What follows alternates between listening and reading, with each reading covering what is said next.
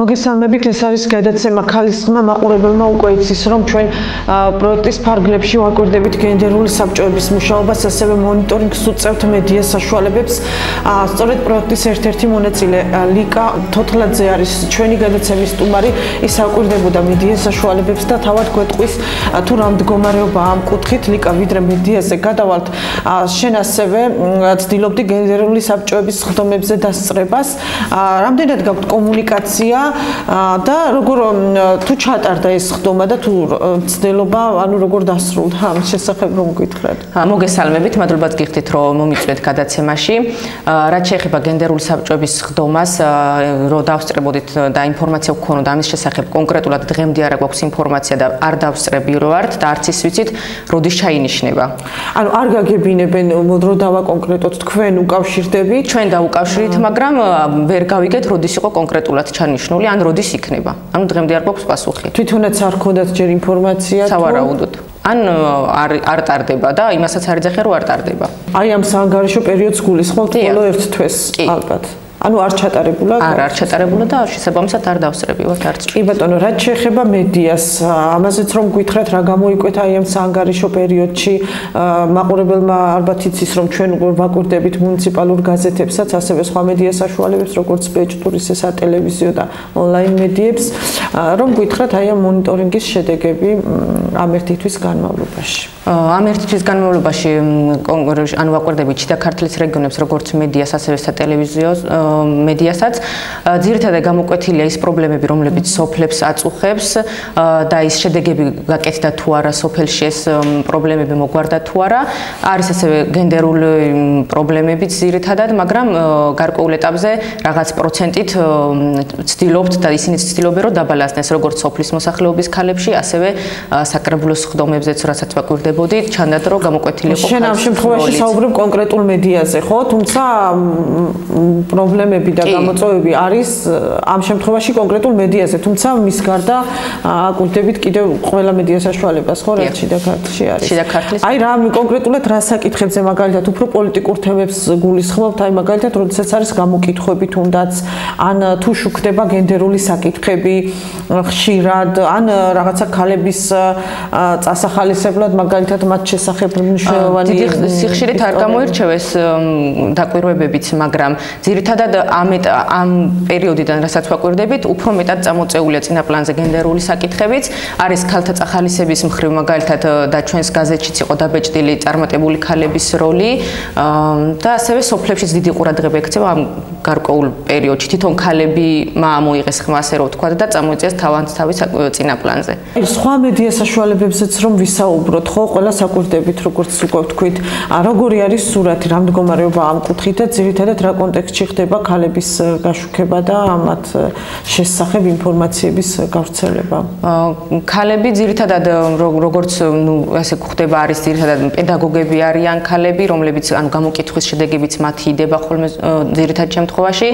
ასე რომ ვთქვათ, მაინც მოისაზრება ქალები ძირითადად როგორც მასწავლებლები, ან ოჯახში დამატებით დასაქმებულები, ან სუპერმარკეტებში თუ არიან ესე სამუშაოდ გასულები. ასე რომ ვთქვათ, ის სტერეოტიპი, რომ ქალები მხოლოდ პედაგოგები იყვნენ, ან მხოლოდ სამზარეულოში იყვნენ, ძირითადად ეს სტერეოტიპი ისევ სტერეოტიპად რჩება. სტერეოტიპებზე საუბრობდი და საინტერესო არის აი შენი მოსაზრება, როგორ უნდა გააშუქონ მედიებმა სხვადასხვა საკითხები, ისე რომ აი დაემსხვრეს ეს სტერეოტიპები და არ ვიცი მიზანმიმართულად თუ გაუცნობიერებლად არ მოხდეს მისი დამკვიდრება საზოგადოებაში. ამ სტერეოტიპების დანგრევაში ალბათ მედიამ ერთადერთი საშუალება რაც შეიძლება რომ გააკეთოს, ის არის რომ ის ქალებიც წამოწიოს წინა პლანზე, რომელსაც გონია დასაქმებულად თავი კაცის სამსახურში, ანუ იყოს ისეთი პროფესიები, რომლებიც მხოლოდ გონია რომ კაცებს ეკუთვნით, თუმცა ქალებიც კარგად ასრულებენ ამ პროფესიებს. ან თვითონ ქალებიც თვითონ დაანგრევენ საკუთარ თავში სტერეოტიპები, რომ არ ასრულებენ მაინც რაღაც გარკვეულ ისეთ სამუშაოს და შეუძლია რომ ქალმაც ჩვეულებრივად იმუშაოს ამ პროფესიით. და მედიამ გააშუქოს უბრალოდ ესეთი ადამიანებიც, ესეთი ქალებიც. და კიდევ ერთი საკითხი, რომ ჩვენ ვიცით რომ შუქდება, ხო, ძალადობის შემთხვევები, როდესაც ხდება, ამას აშუქებს მედია. რამდენად სიღრმისეულად ხდება მე ამ საკითხზე მომზადება ამ სიუჟეტის თუ სტატიის ასე შემდეგ, თუ საიდან იღებს სათავეს ეს ძალადობა და ასე შემდეგ.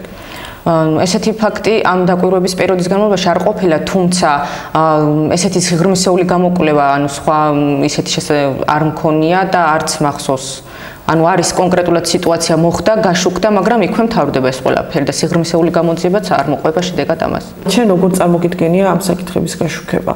ალბათ უფრო სიღრმისეული გაშუქებით თუ შევისწავლით და გავიგებთ იმ თავარ მიზანს თუ რატო მივედით იმ პრობლემამდე, რაც შემდეგში გამოიწვია ეს ზალადობა. ანუ საიდან იღებს სათავეს პრობლემა. კარგით, ვიდრე დაგემშვიდობებოდეთ, ჩვენს გაზეთსაც მინდა გკითხოთ, თქვენს მუნიციპალიტეტში რამდენად დაინტერესება გამოიწვია და როგორც ვიცი, შენ თავად გაავრცელე ეს გაზეთები და რამდენად მიიღო, თქვათ, მოსახლეობამ ეს გაზეთი რამდენად საინტერესო აღმოჩნდა მათთვის. ძალიან მოსახლეობაში დიდი ინტერესი გამოიწვია და გაყვირვება, რომ გაზეთი არსებობს კიდე. საინტერესო გაზეთია, ანუ ჩვენ დავპირდით მოსახლეობას, რომ შემდეგ დაბეჭდილ გაზეთებსაც მივაწოდებთ ისევ. პირადად მე დავარიგე ჩვენი გაზეთი ხმა ქართველი ქალისა სოფელ მოხისის კოდაში, სადაც დიდი ინტერესი გამოიწვია და მოწონებაც და ელოდებიან შემდეგ გაზეთის ნომერსაც. კი ბატონო, ორი სიტყვა რომ გითხრათ პროექტზეც, შენთვის ახალი გამოწვევა იყო, მონიტორინგი აქამდე არ გაგიკეთებია, გაიარე ტრენინგი და რა მოგცა ამ პროექტმა და რამდენად საინტერესო აღმოჩნდა შენთვის აი ამ ჩართულობა ამ საკითხებში? საინტერესო პროექტია. მე რაც ანუ ჩემს გამოცდილებაში შეძინა რომ სხვა თვალით შევხედე მედიასაც რა თქმა უნდა საინტერესოა კარგი იქნება თუ მსგავსი პროექტები კიდევ უფრო გაგრძელდება და ბევრი ადამიანი ჩაერთობა მსგავს ღონისძიებებში. მადლობა ლიკა თოთლაძე იყო ჩვენი გადაცემის პირველი ნაწილი. სტუმარი გადაცემის მეორე ნაწილში პროექტის მონაწილე შორენა ბიჭიკაშვილი შემოგვიერთდება. გადაცემის მეორე ნაწილში შორენა ბიჭიკაშვილია ჩვენი სტუმარი, ის არის პროექტის ერთ-ერთი მონაწილე და უშუალოდ უწევს მონიტორინგს როგორც გენდერული საბჭოების მუშაობას, ისე მედიის პროექტის მონაწილე ქალებთან ერთად. შორენა, რომ გითხრათ რა ხდებოდა საანგარიშო პერიოდში, თუ ჩატარდა სხდომები და თუ მოახერხეთ თქვენ ან პროექტის მონაწილე ქალებმა ამ სხდომებზე დასწრება. კი ბატონო, როგორც ვიცით, წინა გადაცემაში მოგიყევით, მაყურებელს მოუყევით იმის შესახებ, თუ რა მდგომარე როგორ მუშაობდნენ გენდერული თანასწორობის საბჭოები შიდა ქართლის 4-ვე მუნიციპალიტეტში, როგორც აღნიშნე უკვე მონიტორინგს უწევთ ამ საბჭოს მუშაობებს, რა თემებზე მუშაობენ, რამდენად ახლო არიან ისინი ვთქვათ იმ მიზნებთან და გეგმებთან, რაც აქვთ გაწერილი მათ სამოქმედო გეგმას გულისხმობ, რა თქმა უნდა, ვიცით რომ შიდა ქართლის 4-ვე მუნიციპალიტეტში, კასპში, ქარელში, ხაშურში და გორში არის დაფუძნებული ეს გენდერული თანასწორობის საბჭოები.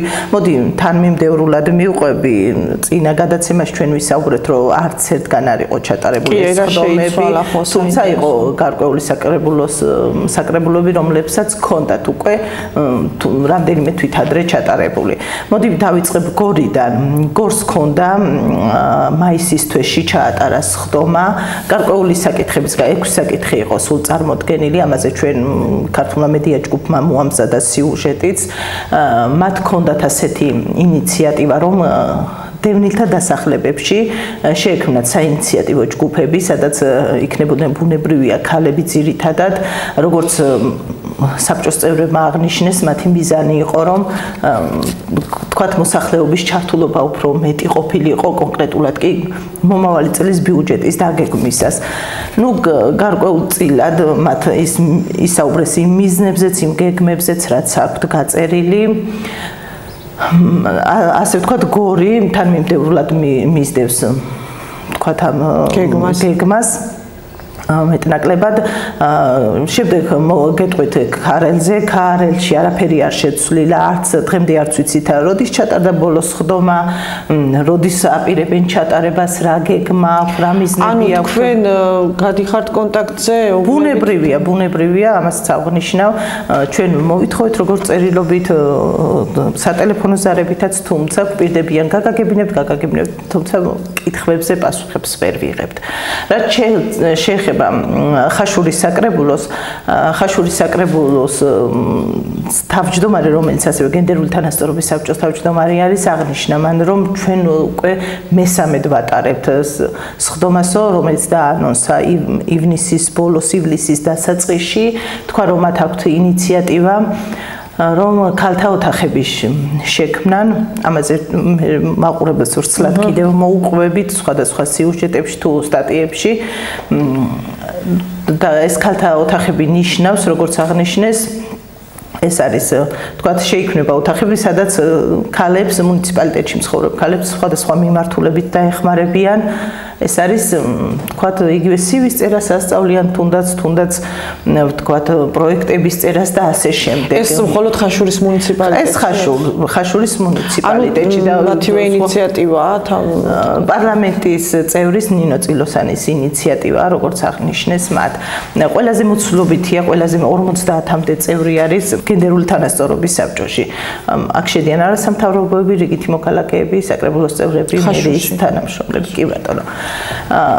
აღნიშნავ იმასაც, რომ გარკვეული ცვლილება გორის მუნიციპალიტეტში, როცა გორზე ვსაუბრობდი, არა მომიყოლია ამის შესახებ, ანუ ერთ-ერთი არასამთავრობო ორგანიზაციის წევრი გავიდა საბჭოდან და დაირჩიონ სხვა.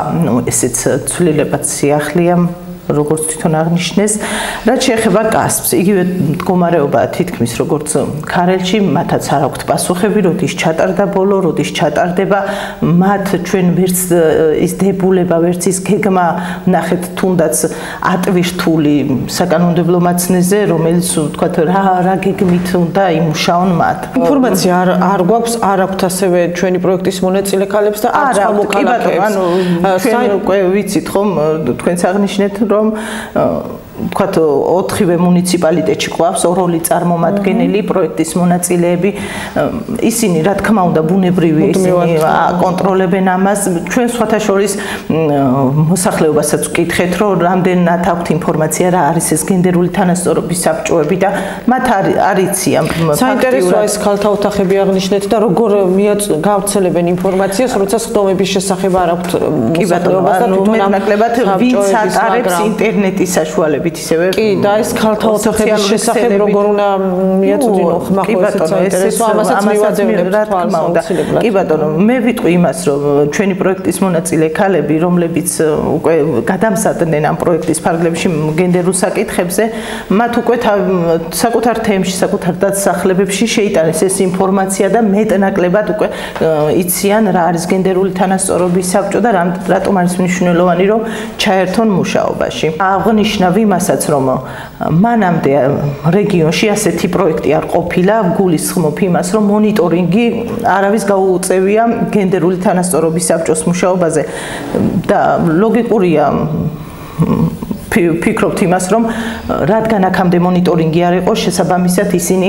მეტად გააქტიურდნენ, ხო, არც აქტიურობდნენ და ახლა მეტნაკლებად უკვე რაღაც გარკვეული პასუხისმგებლობები გაუწევთ. რაც შეეხება ახალი წევრის არჩევას, ხომ არ გაქვთ ინფორმაცია, როგორ ხდება ეს, როგორ ააკეთებენ ამას და თუ არის დაწყებული უკვე?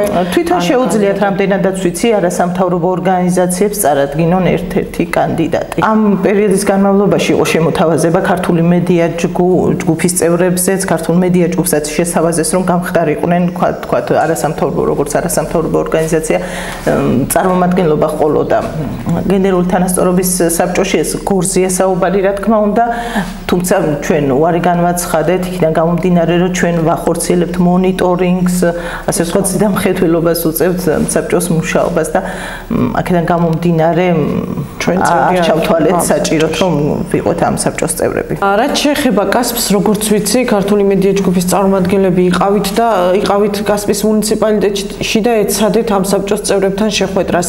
აი ამაზეც რომ გითხრათ. კი ბატონო, გარდა იმისა, რომ ჩვენ წერილობით მივმართავთ სატელეფონო ზარებია, თუნდაც პირად ნომერზე, თუნდაც იგივე საკრებულოში მერიებში, ჩვენ ვიყავით ჩასული სიუჟეტის მოსამზადებლად და მოგვეკითხა ზოგადად როგორ მუშაობდეს და შევხვედროდით იმ ქალებს, ვინც არიან საბჭოს წევრები, მუშაობენ საკრებულოში.